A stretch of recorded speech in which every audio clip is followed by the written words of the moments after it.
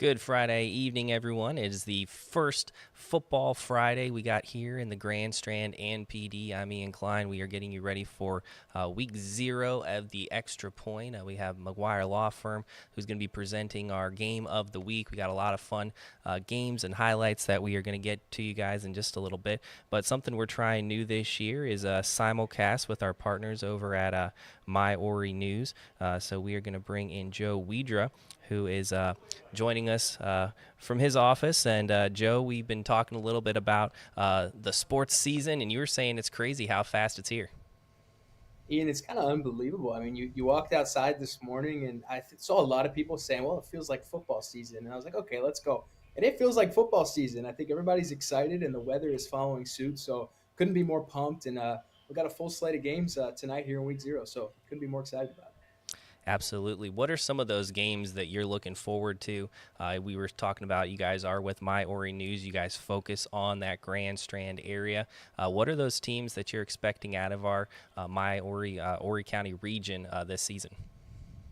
Yeah, well, I always make the joke that if I don't mention all of our teams, I'll get a couple text messages from folks saying, "Why didn't you mention our team?" But definitely different teams to track around the area, kind of starting in Class 5A. I think when you look at it across the board, it's Myrtle Beach and Carolina Forest kind of leading the way. Remember, we had a reclassification year over the offseason, so Myrtle Beach and North Myrtle Beach making the jump from 4A to 5A, which means Myrtle Beach is going to have an opportunity to face some really good 5A competition. I think they're going to be a strong threat. Senior quarterback Gibson Goodrow coming back really did a great job last year as a junior. He's got some threats this year. Wide receiver John Simmons comes to mind. Running back Michael Cohen comes to mind. So Myrtle Beach going to be a lot of fun to watch. The other 5A school that we're looking at, and of course, it's no surprise, Mark Morris's Carolina Forest Panthers. And look, head coach Mark Morris does a tremendous job with that team. We always know they're going to be great in the trenches. Will be interesting to see. They lost a lot of skill position players over the offseason, a lot to graduation. So, not sure who the quarterback's going to be there yet. They're between two, Patrick Mullen and Cameron Long.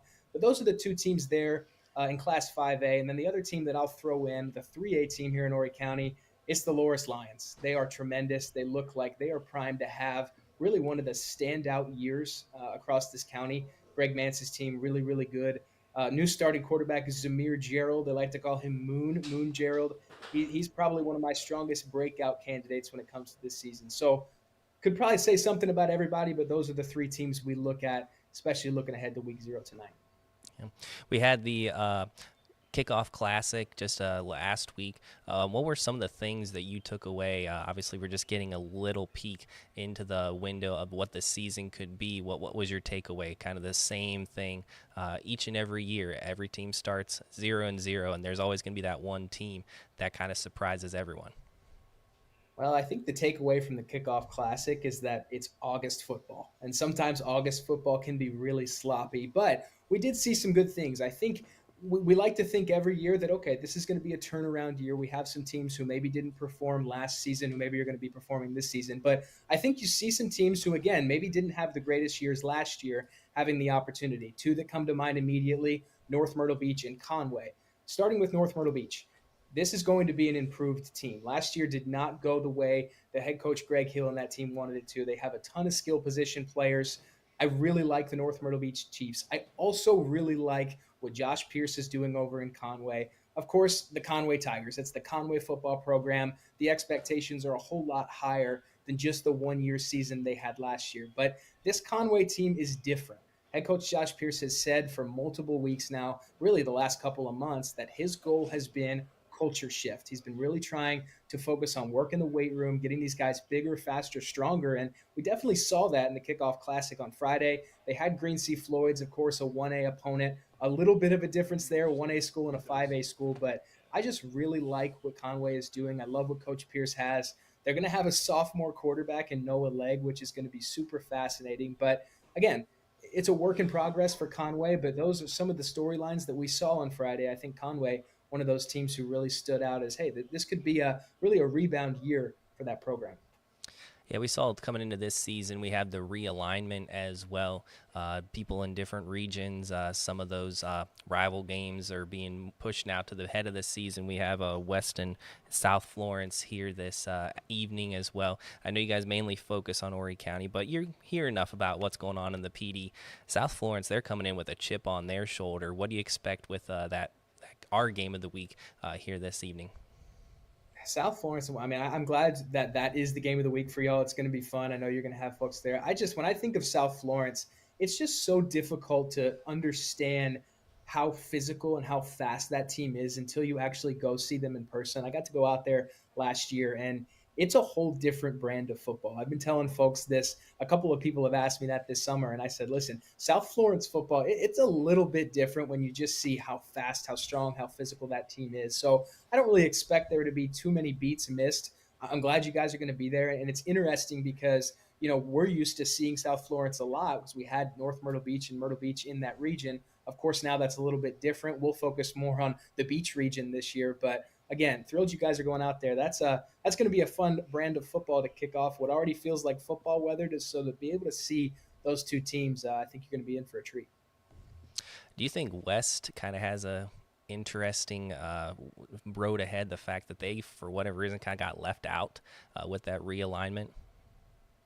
Was very surprised. I think when you're thinking about realignment, and I was talking to a bunch of athletic directors over the offseason, and I do think it was a surprise that West Florence was not included. We all kind of thought, okay, maybe West was going to be, and frankly, I think we were at the point where I was trying to plan ahead a little bit and thinking we're probably going to have West. So yeah, when you think about just, and not even just football here, but as a whole, very interesting to see where they're going to slot in.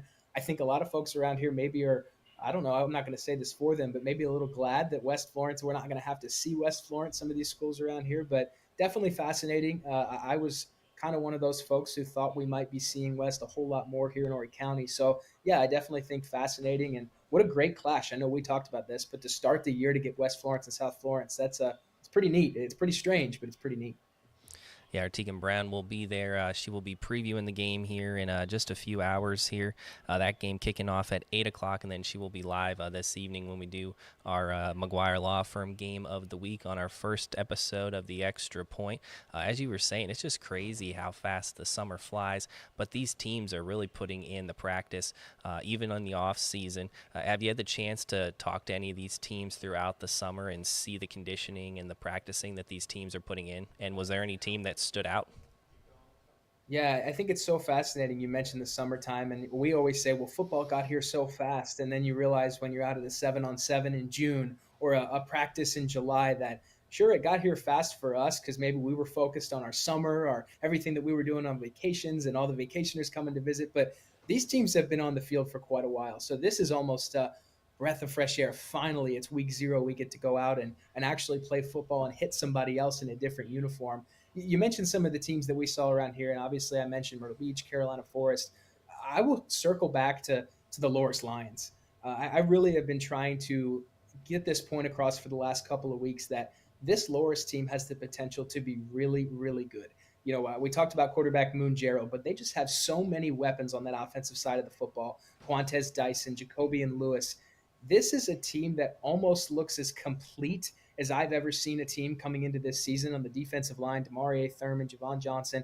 You can keep listing names because this team really is that good. So Loris was a team that I had a lot of fun just hanging out with over the summer and getting to see a little bit of what they did. But I'll throw one more sleeper team out there, especially when we talk about the beach region, the Socastee Braves.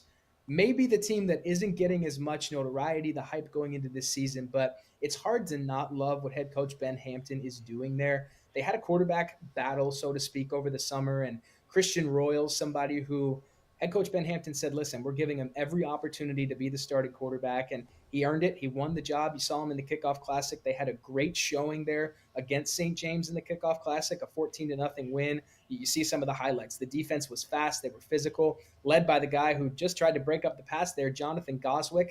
Interesting enough, and here's just one fascinating note about Socastee.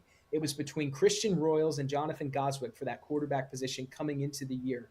Royals beat out Goswick, but that's the best case scenario for Socastee because Jonathan Goswick, an absolute playmaker across the field. So now that Royals can play the quarterback position, frees up Goswick to be a little bit of everywhere. And I think he's going to be a little bit of everywhere starting tonight here in week 0 against Wando. That's the Sock's opener. Yeah, I will be at that game myself. Sockesty, they just seemed to they couldn't catch a break last season. They looked competitive, but at the end, there was just something that wasn't clicking. So, what is it that you think that this year puts them ahead of where they just kept falling short last season? Well, I think with Sockesty, it's just finishing football games, bottom line. And I think you're going to hear head coach Ben Hampton talk about that. You'll hear the players talk about that. Like you alluded to, they were very close last season. A game that comes to mind was a game against Myrtle Beach. I believe it was at Doug Shaw there in Myrtle Beach. And Sockesty was close. Really thought they were going to win that game. A couple of things here and there. But the reason I say Sockesty is close is because when you look at the season last year, they weren't far off. They were in a lot of close games. They just could not finish. And I think the Beach region this year gives them an opportunity to be able to play in close games against St. James, against a team like North Myrtle Beach. Are they at the Myrtle Beach Carolina Forest level? We'll see. I think Sockesty probably thinks they could be. The jury's still out on that, but this is a good football team that's going to be fighting for at least third in this region. I'll give you a name to watch: freshman London Wilder. He is tremendous. He's going to be getting a lot of time for Sockesty. But playmakers, I mean, Josh Brown, a receiver, comes to mind. We talked about Christian Royals. He's going to have weapons and he's going to have some opportunities. And they were right there last year. I think if Sockesty can just do a couple of things later in games, particularly playing through the third and the fourth quarter, I think this is a team to watch. Again, don't count them out, playing a close game like they did against Myrtle Beach, and don't count them out playing in close games Carolina Forest. I think we like to talk about maybe those two top schools, but in my mind, there's a reason to believe that Sockesty could be there fighting towards the end of the season. Yeah, let's go ahead and look at some of those games. We have West Florence at South Florence. Again, that's our McGuire Law Firm game of the week. Tegan Brown will be there live this evening, and then she will have the live highlights tonight this evening on our Week 0 edition of the Extra Point. We have Lake City at Myrtle Beach, Wilson at Conway. That game was switched around, so again, Wilson will be at Conway. Green Sea Floyd's at Loris, Goose Creek at North Myrtle Beach. So a lot of great games, especially here in the Grand Strand. So if you haven't been able to get out to some of those games before, if you got a lot of new people that moved down to the Grand Strand, a lot of people from other states, how would you describe Carolina football to them?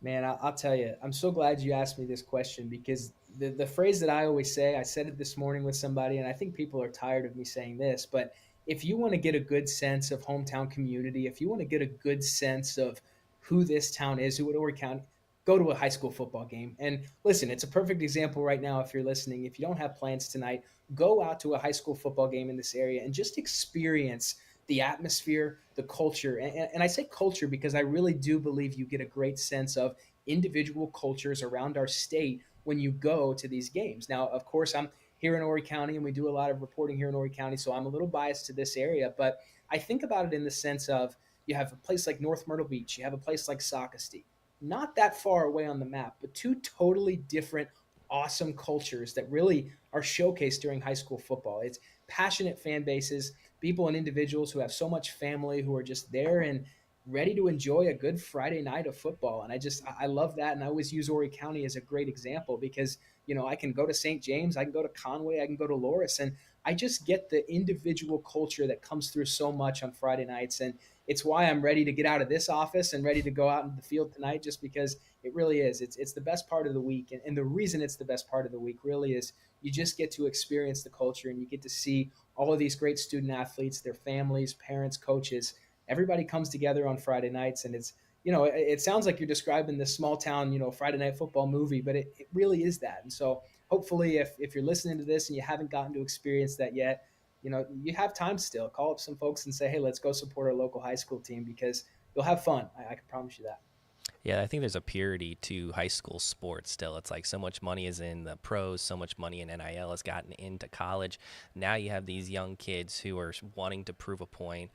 They're wanting to get to that next level, things like that. So, yeah, it's just a fun opportunity. I know we were talking atmosphere, and when you get out into the PD, Dillon is always a great Oh, place to yeah. go out and watch a football game. Is there any place here in the Grand Strand that stands out? I know bands make a huge difference. I always enjoy hearing the bands go back and forth, especially during that fourth quarter. Yeah, it's a lot of fun. And again, that's another question that if I answer, I leave somebody out. But we just talked about him. I love going to Sockasty. I've been going to Sockasty football games for a while, and we talk about just a school and a community that truly buys in. That's just one of those communities. I mean, Sockasty is just awesome. They happen to be at home this evening, so go out and catch them if you can. But I love Sockasty just because you really get a good sense of community. Of course, Myrtle Beach is the same way. I mean, when you have Doug Shaw Memorial Stadium placed where it is, right there in Myrtle Beach, it's hard to not get excited.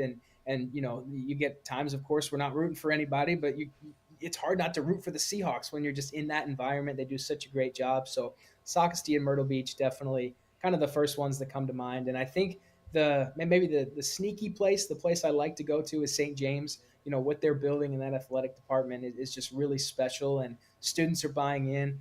I noticed it this past winter basketball season. The student section there at St. James was incredible.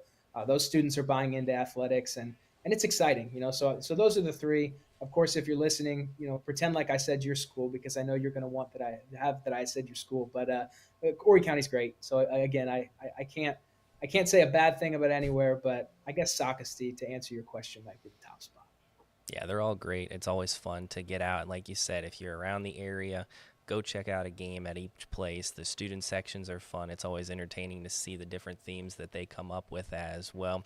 But, Joe, we appreciate you guys jumping on. If you want, let our viewers know where they can find you guys at. I know you guys at My Horry News do a great job following those games, and we'll continue to work with you throughout the season. But let our viewers know where they can find you at and follow some of the games. Yeah, absolutely. And well, you can find me on X now at Joe Wedra SC. We're always going to be kind of posting the latest when it comes to Horry County high school sports, and especially on Friday nights.